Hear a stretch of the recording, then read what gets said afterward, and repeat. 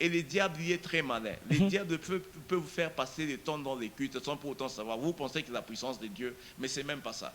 C'est même pas la puissance. Il vous fait passer le temps, il vous fait passer à l'essentiel. Alors en général, qu'est-ce qui se passe dans un culte quand Dieu manifeste sa toute... C'est vrai qu'il est présent, il est omniprésent, mais il peut se manifester par sa cabote, par sa Shekinah. Et qu'est-ce qui peut arriver? Lorsque Dieu, on ne peut pas limiter, on ne peut pas vraiment définir ce que Dieu peut faire dans un culte. Oui, oui, il peut tout faire. Les malades peuvent être guéris, les gens peuvent se repentir, quelque chose qui est maintenant très rare dans les églises. Or, au début, dans les temps anciens, lorsqu'on sent la présence de Dieu, on pleure de nos péchés, on commence à pleurer, on se dit, mais Seigneur, je suis loin de toi, je me sens loin de toi, et je ne veux pas tomber ici, je ne veux pas le don, je ne veux pas parler en langue. Est-ce que tu peux me rapprocher auprès de toi? Tu peux pardonner mes péchés?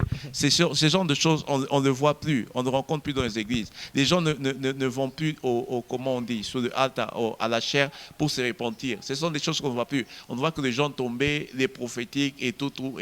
Mais lorsque Dieu descend, il y a la repentance, on sent qu'on doit rentrer auprès de lui, il y a la guérison, il y a le toucher, il y a différentes manières des choses qui se passent, mais qu'on n'exagère pas.